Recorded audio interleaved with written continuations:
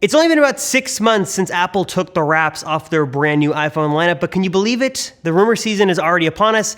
We've got some juicy details from the leaks and the rumors about the brand new iPhone 11. Not anything really big coming to this phone, but a couple of little things that may make it an iPhone worth waiting for.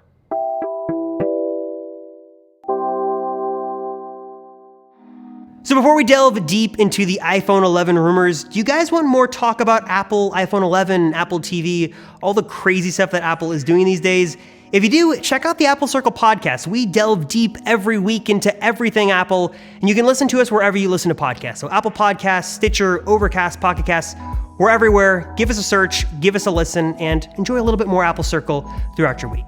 All right, so let's delve deep into those rumors. Here's what we know about the new iPhone 11 so far. So in terms of design, the new phone is gonna stay pretty close to the design of the XS, XS Max, and even the iPhone 10 from almost 2 years ago. So no big real design refresh coming to the brand new iPhone 11. The back of the phone may look a little bit different though. It's still gonna have a glass back, but this time it could be frosted and also have the ability to do bilateral wireless charging. So you can basically reverse charge out from your iPhone 11 and charge things on the back, similar to like we've seen on Huawei and Samsung phones, so you can charge up those brand new AirPods 2 right from your new iPhone 11. Also on the back is one of the brand new and biggest features coming to this phone, which is the rumored 3-camera setup. We're still gonna have that standard lens, the telephoto lens, but we're hearing some conflicting rumors on what that third lens could be. Some say it could be used just for depth tracking and for stuff like AR, which kind of sounds boring, but more exciting than that, some say it could be a wide or even an ultra wide angle lens, which would be a super cool addition to the iPhone. And if you've ever used a wide angle lens, you've gotta try it because it really does make those kind of old typical shots seem a little bit more interesting. It is worth noting that we're hearing some different reports. Some say that the 3 cameras is only gonna be in the iPhone 11 Max. Some say it'll be in the smaller iPhone 11 as well. We're just gonna have to wait and see what Apple ends up doing in the fall to see which one of those rumors is actually true. Jumping to the front of the phone is where we start to see some more changes. So we're hearing that all 3 of the iPhones launching in 2019 will have OLED displays. Nothing new for the 11 and the 11 Max, but could be a really big deal for the XR successor, maybe called the 10T. Switching away from the Liquid Retina LCD display over to OLED would be kind of breaking away one of the biggest criticisms of that phone and could be super nice to see on kind of the lower end iPhone.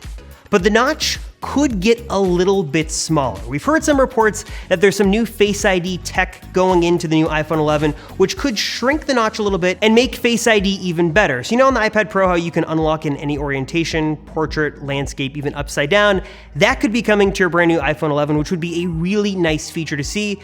And also Face ID could become faster and maybe even actually work with multiple people. There is a setting right now for alternate appearances, but maybe there could be a feature in there for actual different people, so your spouse, your friend could unlock your phone without having to put in that passcode.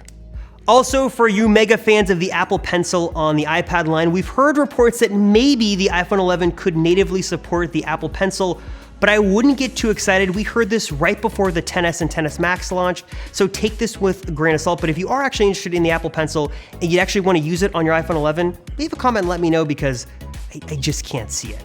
Couple of other things worth mentioning on your brand new iPhone 11 coming soon. Should get a faster processor inside, maybe a little bit more RAM, maybe even a bigger battery, but that's kind of it. That's kind of the spec bump that we always expect to see. Also just worth noting that the iPhone 11 is gonna have a Lightning port, no USB-C adoption for now, no portless future coming yet. It's still gonna stick with that traditional Lightning port.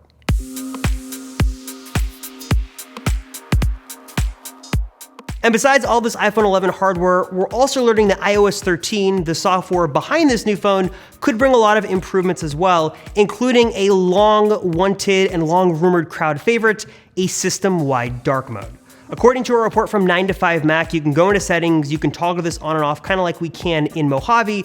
So you have that option to do that, and it's gonna go and work across the entire phone operating system, which would be very nice to see if it actually does happen.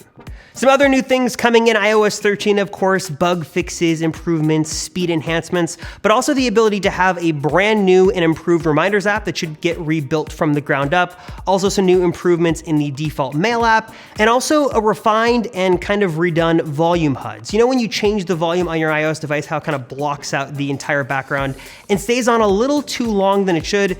Yeah, that should be finally getting fixed in iOS 13. Also, for you iPad fans, we're learning some new improvements are coming to the iPad on iOS 13 in terms of multitasking. So instead of being limited to having just those apps running side by side, you should be able to actually drag and move the app wherever you want across the screen. We've kind of seen this in concepts, but it'd be really cool to see it actually come to the iPad, which if the rumors are correct, it will be coming in this newest software update. Speaking of iPad, one other cool feature we're hearing about with iOS 13 and the new successor to Mojave is the ability to actually natively use your iPad as a second screen for your Mac. You can do this with third-party apps now, but it looks like this feature is rumored to finally come as a native built-in feature to iOS 13 and the next version of macOS. All right, so we have seen a lot of cool, crazy concept videos on YouTube of iOS 13 and iPhone 11, and I hope Apple would draw some inspiration from these videos. Give me split-screen multitasking like on the iPad on the iPhone and some kind of always-on display on the iPhone 11, and that would be super cool to see. And in terms of hardware, give me that third camera lens, give me better battery life, better base storage options, and maybe a faster phone, and I'll be super happy. So that is all we know about the iPhone 11 and iOS 13 right now. What do you guys think? What are you hoping to see? Leave a comment down below and let us know. I'm Robert Rosenfeld from the Apple Circle. Thanks so much for watching, and I'll see you in the next one.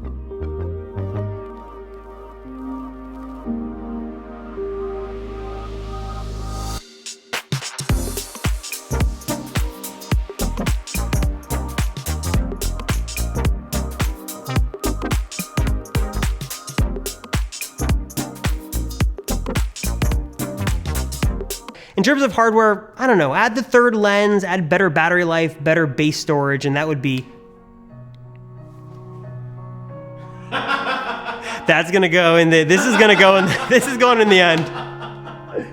Hey Siri, stop.